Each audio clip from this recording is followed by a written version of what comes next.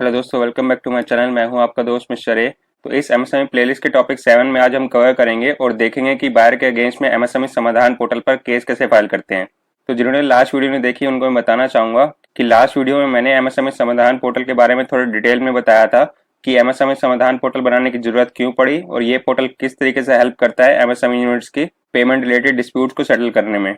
और साथ ही में हमने ये भी सीखा कि डिलेड पेमेंट पर इंटरेस्ट कैसे कैलकुलेट करते हैं और डिफरेंट डिफरेंट सिचुएशन के हिसाब से जाना कि किस डेट से इंटरेस्ट कैलकुलेट होता है। तो उस वीडियो को आप ऊपर आई बटन पर क्लिक करके देख सकते हैं। तो चलिए आज के टॉपिक को स्टार्ट करते हैं।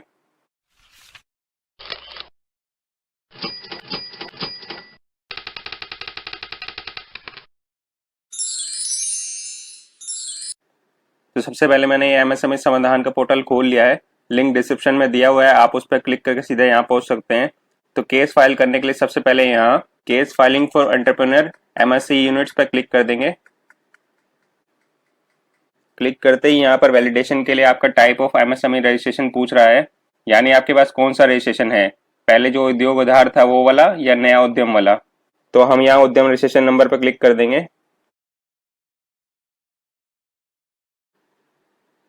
क्लिक करते ही आपको उद्यम रजिस्ट्रेशन से रिलेटेड दो चीजें फिल करनी होंगी। पहले में आपका उद्यम रजिस्ट्रेशन नंबर जो कि हम अपने रजिस्ट्रेशन सर्टिफिकेट से देखकर यहाँ फिल कर देंगे। उसके बाद सेकंड बॉक्स में आपको अपना उद्यम रजिस्टर्ड मोबाइल नंबर फिल करना है, तो हम यहाँ फिल कर देते हैं। उसके बाद लास्ट में नीचे जो वेरिफिकेशन कोड दिया है उसे सेम टू सेम यहाँ फिल कर देंगे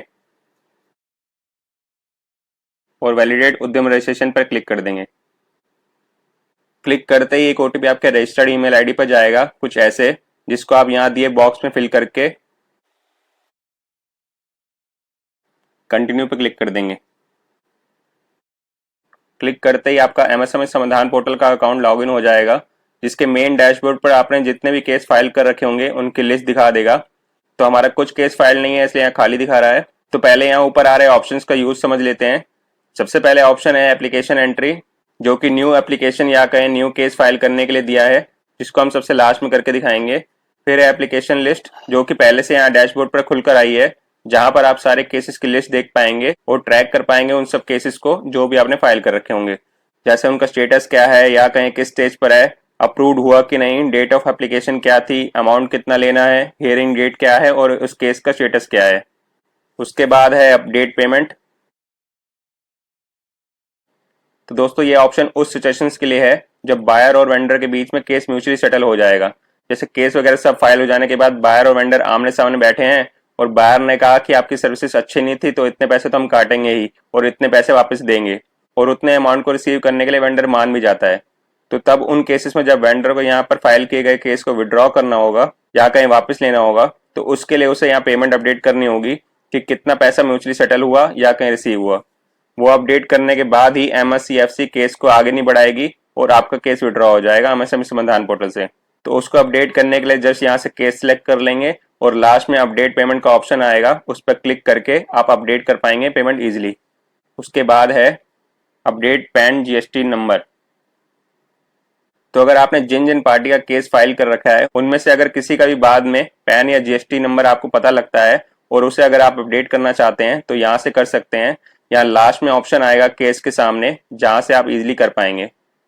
लास्ट है लॉग आउट, यानी इस एमएसएमई समाधान अकाउंट को लॉग आउट करना चाहते हैं तो अब सबसे पहले वाले ऑप्शन पर चलते हैं, यानी एप्लीकेशन एंट्री। और यहाँ देखते हैं क्या क्या डिटेल्स हमें प्रोवाइड करनी है केस फाइल करने के लिए। तो ये डिटेल्स पेज 3 पार्ट में डिवाइडेड है। पहले में पटिशनर की डिटेल्स आएंगी यानी आपकी, सेकंड में बायर की डिटेल्स यानी जिसके अगेंस्ट में केस फाइल करना है, और थर्ड अपलोड्स, जहां पर हमें कुछ सपोर्टिंग डॉक्यूमेंट्स अपलोड करने होंगे जैसे इनवॉइस और वर्क ऑर्डर।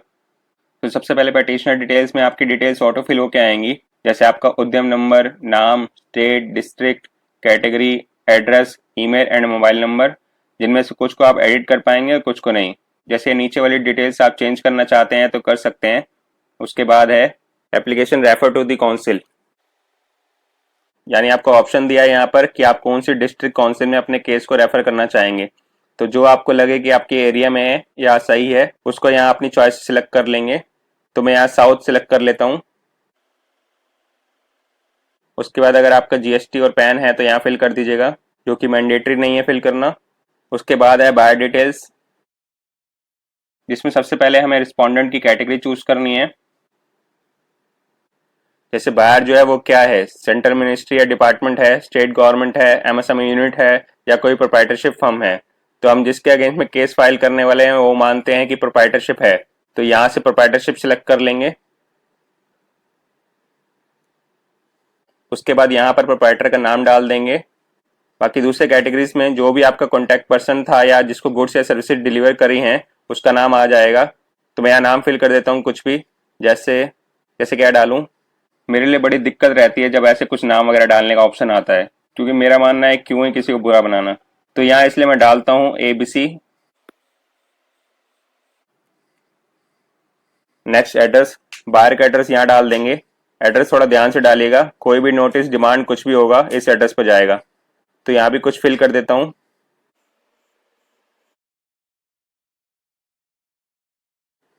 उसके बाद पूछ रहा है do you have PAN number GST number of buyer, यानी आपके पास बायर का पैन या GST है। अगर है तो यस सिलेक्ट कर लेंगे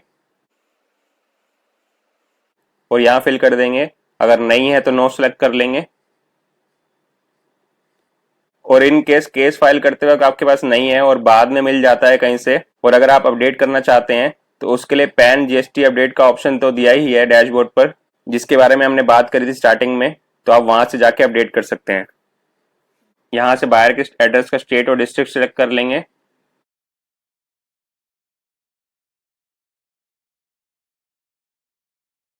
यहाँ कॉन्टैक्ट पर्सन का मोबाइल नंबर और ईमेल आईडी डाल देंगे। तो मैं यहाँ प्रोप्राइटर का मोबाइल नंबर और ईमेल आईडी डाल सकता हूँ, बट मैंडेटरी नहीं है इसलिए मैं इसको नहीं डाल रहा, बट आप जरूर डालिएगा। एंड लास्ट में है अमाउंट पेबल, मेन पार्ट इस एप्लीकेशन का, जहाँ पर आपको फिल करना है कि बायर ने आपको कितने पैसे देने हैं। देसी लैंग्वेज में कहें तो बायर ने आपके कितने पैसे हड़प कर रखे हैं, तो जो भी अमाउंट होगा वो आप यहाँ फिल कर देंगे। तो मैं यहाँ 1 लाख डाल देता हूँ और लास्ट में यहाँ पर टिक कर देंगे और अपना कंसेंट दे देंगे MSCFC को कि अगर हमारा केस अप्रूव हो जाता है तो वो बायर को नोटिस भेज सकती है पैसा रिकवरी करने के लिए। अब लास्ट पार्ट पर आते हैं, upload work orders and invoices. तो आपको जो बायर से पेमेंट लेनी है उसके अगेंस्ट में जो भी सपोर्टिंग डॉक्यूमेंट आपके पास है उसकी डिटेल्स आपको यहाँ प्रोवाइड करनी होंगी। बेसिकली आपको प्रूफ देना होगा कि रियलिटी में आपने पेमेंट लेनी है बायर से। तो जैसे कोई वर्क ऑर्डर साइन हुआ था या कोई परचेज ऑर्डर इशू किया गया था बायर की तरफ से, तो जो भी सपोर्टिंग डॉक्यूमेंट पेमेंट के अगेंस्ट में आपके पास हो उसका नंबर आप यहाँ और डेट यहाँ डाल देंगे और उसके बाद उस डॉक्यूमेंट की स्कैन कॉपी आप यहाँ अपलोड कर देंगे। अगर एक से ज्यादा प्रोजेक्ट और वर्क ऑर्डर के अगेंस्ट में पेमेंट पेंडिंग है तो बाकी वर्क ऑर्डर के भी नंबर और डेट यहाँ डाल देंगे और उन सब वर्क ऑर्डर की स्कैन कॉपी मर्ज करके यहाँ अपलोड कर देंगे। आप यहाँ मैक्सिमम 5 वर्क ऑर्डर तक की डिटेल्स डाल सकते हैं। अगर उससे ज्यादा वर्क ऑर्डर हैं तो आप बचे हुए वर्क ऑर्डर भी इन्हीं 5 वर्क ऑर्डर के साथ मर्ज करके अपलोड कर दीजिएगा। तो यहाँ कुछ डिटेल्स डाल देते हैं।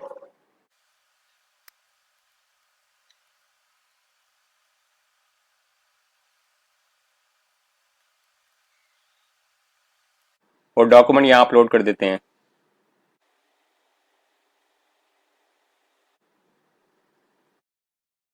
Next, invoice details. तो यहाँ आपको जिन जिन इनवॉइसेस के अगेंस्ट में पेमेंट लेनी है उन सब इनवॉइसेस के इनवॉइस नंबर और डेट यहाँ डालनी होंगी और उसके बाद उन सब इनवॉइसेस को स्कैन करके और मर्ज करके यहाँ अपलोड करना होगा। यहाँ भी सेम आप मैक्सिमम 5 इनवॉइसेस की डिटेल्स डाल सकते हैं। उससे ज़्यादा इनवॉइसेस हैं तो आप बिग अमाउंट के इनवॉइसेस की डिटेल्स पहले यहाँ अपडेट करें और बाकी इनवॉइसेस को इन्हीं 5 इनवॉइसेस की स्कैन कॉपी के साथ मर्ज करके यहाँ अपलोड कर दीजिएगा। तो यहाँ कुछ इनवॉइस डिटेल डालकर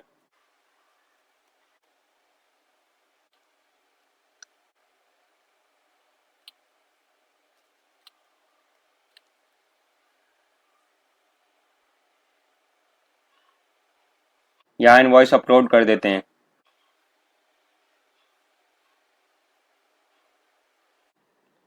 अब लास्ट में यहाँ टिक करके डिक्लेयर कर देंगे कि सारी डिटेल्स जो हमने डाली हैं वो सच्ची हैं और हम तत्पर रहेंगे जब भी कभी वेरिफिकेशन की जरूरत पड़ेगी। तो यहाँ में टिक करने की जरूरत नहीं है, ऑलरेडी टिक है। तो सारी चीज़ें हमारी फिल हो गई हैं और सपोर्टिंग डॉक्यूमेंट भी हमने अपलोड कर दिए हैं। अब लास्ट में सबमिट पर क्लिक कर देंगे। सबमिट पर क्लिक करते ही एक पॉपअप सा आएगा जिसमें पूछ रहा है कि आप श्योर हैं कि आपने एप्लीकेशन का सारा डाटा फिल कर दिया है, क्योंकि फाइनल सबमिट करने के बाद आप कोई डिटेल्स चेंज नहीं कर पाएंगे। तो हम श्योर हैं इसलिए ओके कर देंगे। ओके क्लिक करते ही आपकी पूरी एप्लीकेशन का डाटा जो भी आपने फिल किया है यहाँ शो कर देगा। आप एक बार रिव्यू कर लेंगे और अगर सब डिटेल ठीक हैं तो ये जो वेरिफिकेशन कोड दिया है उसे यहाँ फिल करके फाइनल सबमिट पर क्लिक कर देंगे। क्लिक करते ही आपकी एप्लीकेशन सबमिट हो जाएगी और बायर के अगेंस्ट में केस फाइल हो जाएगा। एप्लीकेशन सबमिट हो जाने के बाद एक एक्नॉलेजमेंट डॉक्यूमेंट खुलकर आएगा कुछ ऐसे, जिसको आप सेव कर लीजिएगा फ्यूचर पर्पस के लिए। इस एक्नॉलेजमेंट कॉपी में एप्लीकेशन में फिल की गई सारी डिटेल्स दी होंगी, जैसे कि आपका एप्लीकेशन नंबर, आपकी पर्सनल डिटेल्स, आपने जो वर्क ऑर्डर और इनवॉइसेस डाले हैं उसकी डिटेल्स, और लास्ट में बायर की डिटेल्स जो कि आपने फिल की थी एप्लीकेशन फाइल करते वक्त। तो अब केस तो फाइल हो गया, अब नेक्स्ट क्या? तो जैसे मैंने अपनी लास्ट वीडियो में बताया था, अब MSCFC हमारे केस को वेरीफाई करेगा कि केस वैलिड भी है कि नहीं, और अगर सब ठीक रहता है और केस एक्सेप्ट हो जाता है तो MSCFC बायर को एक पेज का बड़ा सा इंटीमेशन भेजेगा कुछ ऐसा, जिसमें सबसे ऊपर पेटिशनर यानी हमारी और अपोजिट पार्टी यानी बायर की डिटेल्स होंगी। और उसके बाद पहले पैराग्राफ में लिखा होगा कि सप्लायर से MSCFC को बायर के अगेंस्ट में एक एप्लीकेशन रिसीव हुई है। दूसरे पैराग्राफ में वर्क ऑर्डर और इनवॉइस की डिटेल्स लिखी होंगी जिनके अगेंस्ट में सर्विसेज दी हैं सप्लायर ने बायर को। उसके बाद लिखा होगा कि कितना अमाउंट क्लेम किया है बायर ने against the invoice number this जो कि ड्यू है और बायर फेल हो गया उसे 45 दिन के अंदर अंदर पेमेंट करने में अंडर MSME डेवलपमेंट एक्ट 2006।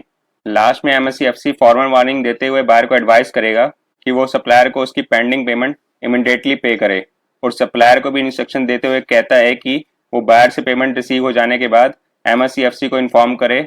वो इन्फॉर्म कैसे करना है वो मैं स्टार्टिंग में ही बता चुका हूँ कि आप अपडेट पेमेंट में जाके रिसीव हुई पेमेंट अपडेट कर सकते हैं। तो दोस्तों ये था MSME समाधान पोर्टल पर बायर के अगेंस्ट में केस फाइल करने का प्रोसेस। तो अगर आपको ये वीडियो अच्छी लगी तो वीडियो को लाइक और चैनल को सब्सक्राइब करना मत भूलिएगा, क्योंकि एवरी सिंगल सब्सक्राइब मुझे एक मोटिवेशन देता है और मुझे एक स्टेप आगे ले जाता है फुल टाइम यूट्यूबर बनने के। तो आज के लिए बस इतना ही, अब मिलेंगे नेक्स्ट वीडियो में। तब तक आप मेरे चैनल की बाकी वीडियो देख सकते हैं। तो bye bye, take care, thank you.